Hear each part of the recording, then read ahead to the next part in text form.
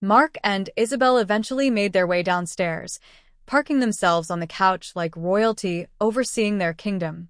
Their expressions ranged from mild amusement to thinly veiled superiority. Isabel leaned back, crossing her legs with a smirk. "Feels good to downsize, doesn't it?" she taunted, her voice dripping with mockery. I turned to meet her gaze, unflinching. "Downsizing?" "No," I replied, my tone icy. "Clearing out the trash?" "Absolutely."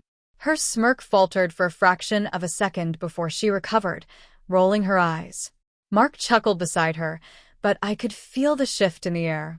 They thought they had won, but they had no idea the storm that was brewing. Calmly, I said, my voice steady but with a hint of an edge, "We'll see who downsizes in the end." Mark raised an eyebrow, but Isabel just chuckled, her laugh as hollow as her confidence. Once most of my belongings were packed, I stepped outside, pausing for a moment to send a message to Sophia. My update was indirect, vague even, but enough to let her know I was okay. By the time the movers finished loading the last box into the truck, the house felt cold and unfamiliar, a shell of what it once was.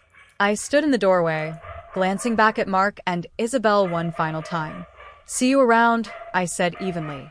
Their laughter followed me to the driveway, but it didn't shake me. If anything, it fueled the fire simmering inside. At the hotel, I set my bags down, the sterile room a sharp contrast to the chaos I'd just left behind. Sitting on the edge of the bed, I dialed the number of someone I knew I could count on. "Mr. Smith? It's Clara Taylor. I'd like to discuss my rights and the next steps." "Of course, Clara," he replied in a calm, professional tone. "Let's set up a meeting tomorrow." I hung up and exhaled deeply. This wasn't going to be easy, but it was necessary. Next, I dialed Sophia. The sound of her voice was like a balm to my frayed nerves. "Hey, Mom. You okay?" she asked, concern laced in her tone. "I'm fine, sweetie. Just moving into a hotel for a while. I didn't want to worry you before your exams." "Don't worry about me, Mom," she assured me. "We'll get through this." Her unwavering support filled me with determination. Mark and Isabel thought they had cornered me, but they underestimated the lengths I would go to protect myself and my daughter. After the call, I sat down to map out my next steps. Tomorrow would be about strategy, consulting my lawyer, gathering evidence, and preparing for the battle ahead. Tonight, however, was for rest and regrouping. The real fight would begin soon enough. The following morning, I met Mr. Smith in his office. He was sharp and methodical, with an air of confidence that immediately put me at ease. "Good to see you, Clara," he said, spreading out some paperwork on the desk. "Let's go over your options." "I want to make sure I'm protected," I said firmly. "And that Mark and Isabel face consequences for what they've done." He nodded. "We can start with a formal separation agreement to secure your rights, then move toward divorce. Additionally, if you have evidence of infidelity or financial misconduct, it will significantly strengthen your case." "I have receipts and bank statements," I said, my voice steady. "But I suspect there's more if I dig deeper into his work files." He leaned forward, interest sparking in his eyes. "That could be very useful.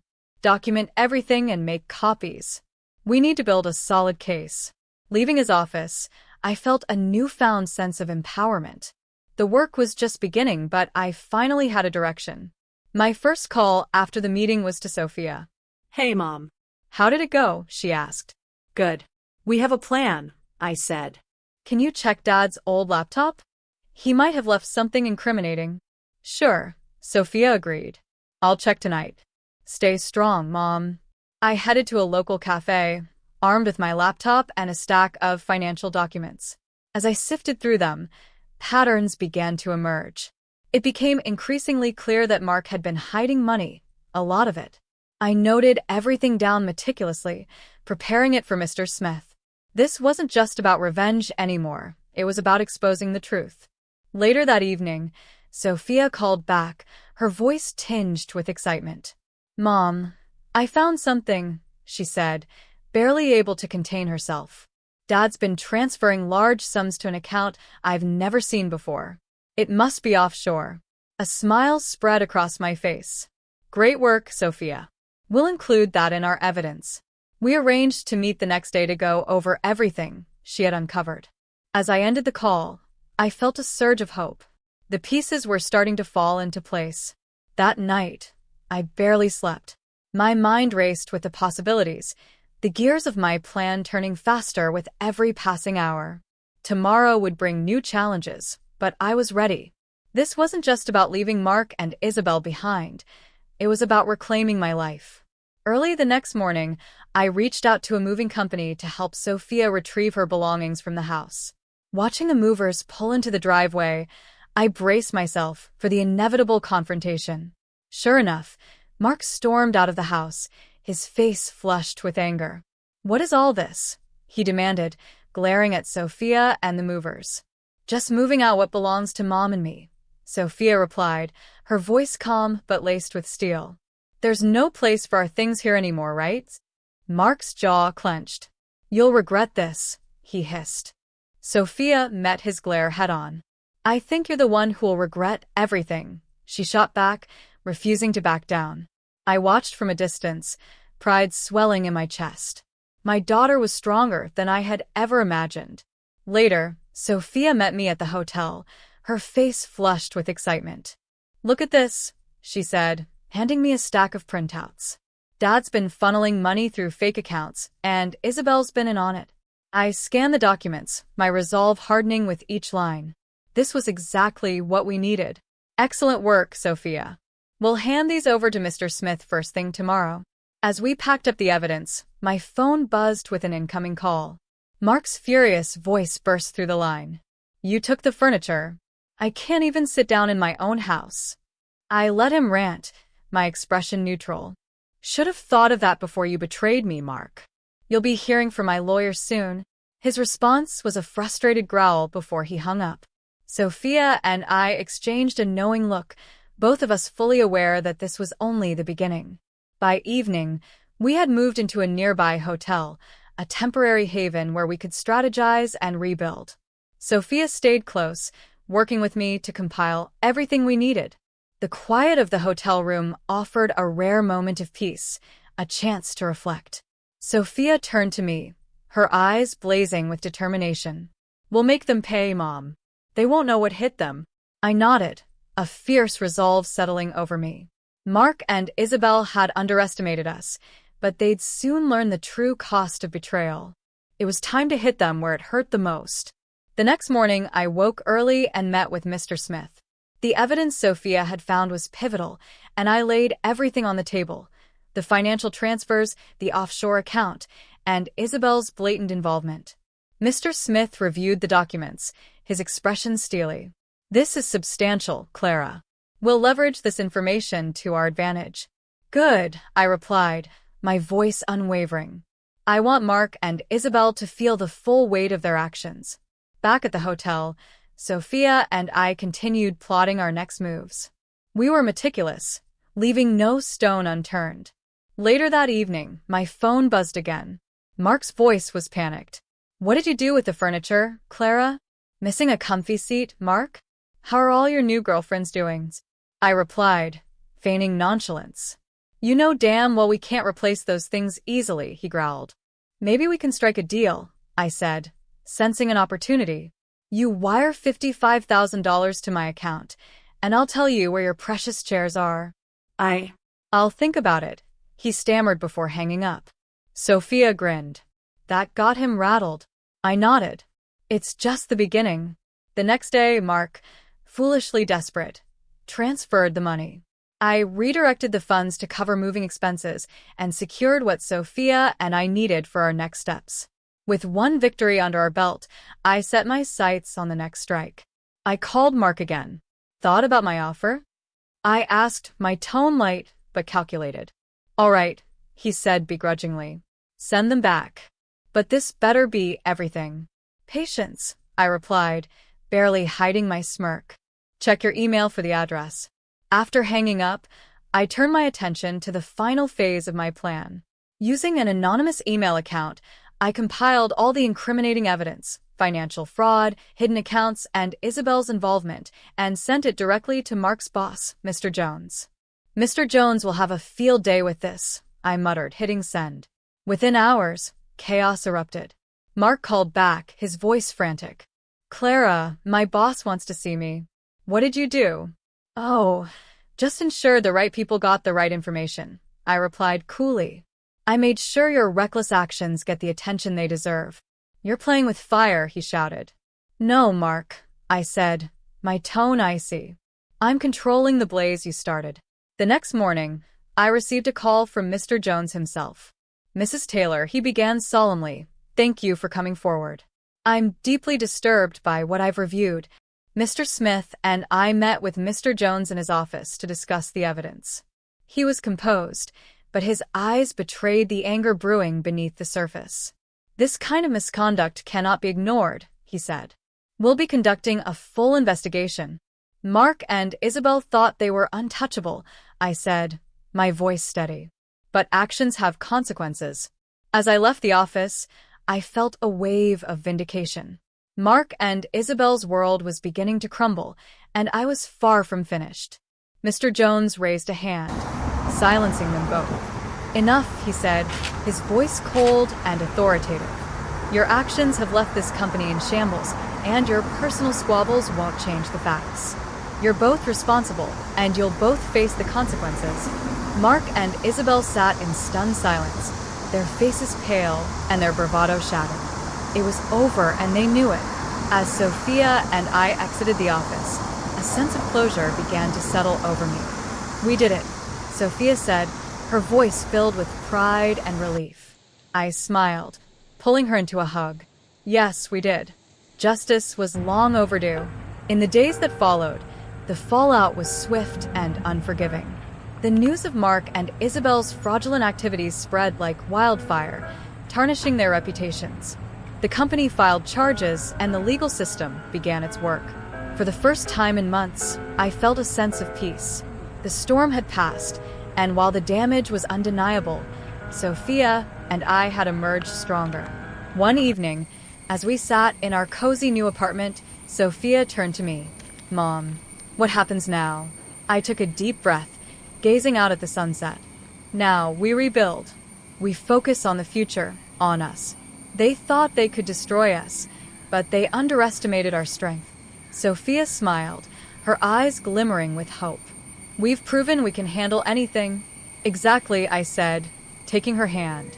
This is just the beginning of a new chapter, one where we write our own story.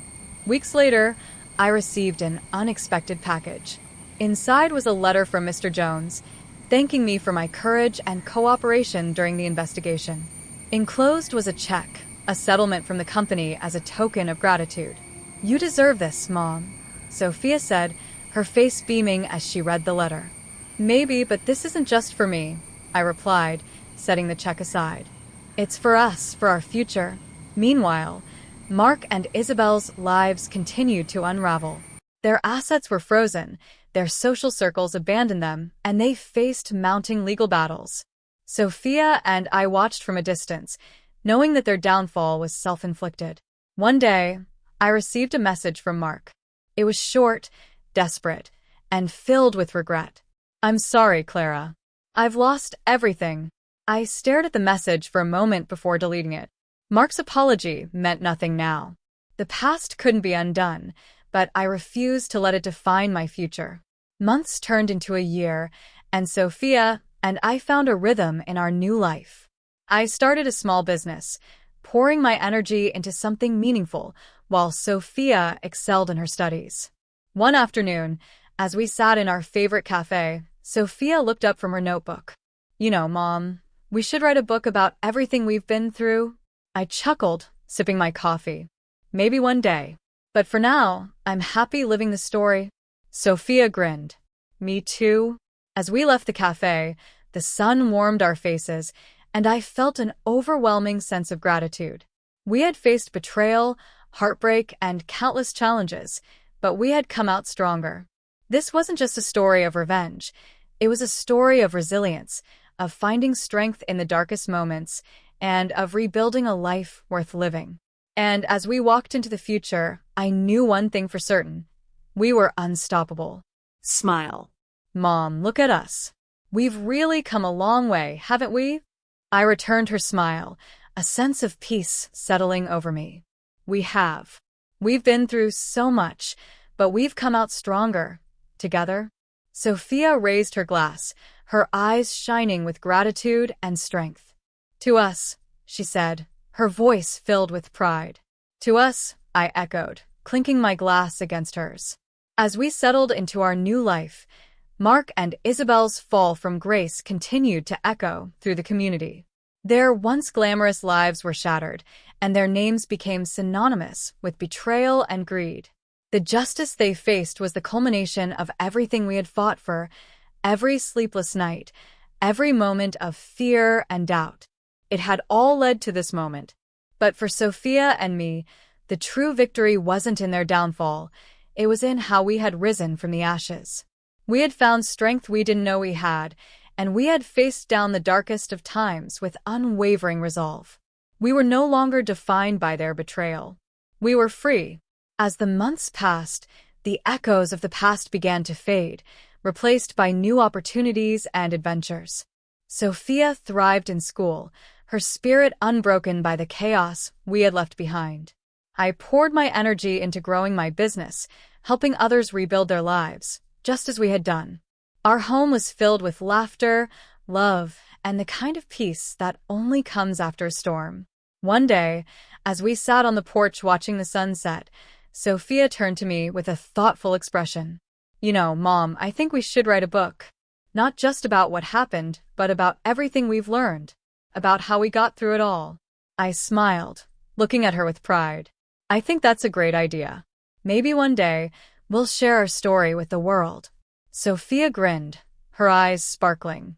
We already have, in a way. We've lived it. And as we sat together, I realized she was right. Our story was already unfolding, one of strength, resilience, and redemption. It wasn't just about revenge. It was about reclaiming our power and learning how to thrive in the face of adversity. The future was ours, and nothing could take that from us. Beginnings. With every step forward, I knew we had truly created something new, not just in our business but in our lives. The past no longer had a hold on us. We had reclaimed our peace, our strength, and our future. As we continued to build resilient designs, I realized that our story was far from over. The challenges we had faced had only made us stronger, and now we had the freedom to pursue happiness on our own terms. And as we grew both professionally and personally, I couldn't help but feel an overwhelming sense of gratitude for everything that had led us to this point. Sophia, ever the optimist, kept reminding me that there was always more to discover, more to experience, and more to build. We've got this, Mom, she'd often say, her voice filled with conviction. And I believed her. I had learned that life, even after betrayal and hardship, could still be full of hope, love, and new beginnings. And with Sophia by my side, I was ready to embrace whatever came next. The aftermath of Mark and Isabel's trials marked a pivotal turning point in our lives. As their names were forever tarnished, we quietly reveled in the victory we'd earned. The weight of betrayal had lifted, and in its place, we found an unexpected sense of peace. With every new day, we were reminded that our strength wasn't just in overcoming the storms, but in how we rebuilt ourselves from the wreckage. Sophia and I continued to move forward, our bond deeper than ever. The foundation we had laid for resilient designs grew stronger, and our work was no longer just about the projects we completed. It was about the journey we had gone through together. We were no longer defined by the past, but by the future we were crafting. Our business flourished, and as we watched it grow, I felt a profound sense of accomplishment. The late nights, the endless brainstorming, and the moments of doubt all paid off. Each new project was a symbol of our hard work, dedication, and resilience. But beyond the professional success, the true victory lay in the personal transformation we had undergone. We had rebuilt more than just our careers. We had rebuilt ourselves. Life, as it turned out, was full of new beginnings. With Sophia at my side, I realized that we didn't need the past to define us. Together, we were unstoppable. The love, the resilience, and the unwavering support we had for each other had carried us through the darkest times, And now, it was guiding us into a future full of possibilities. And with each passing day, I knew that no matter what challenges came our way, we had the strength to face them together.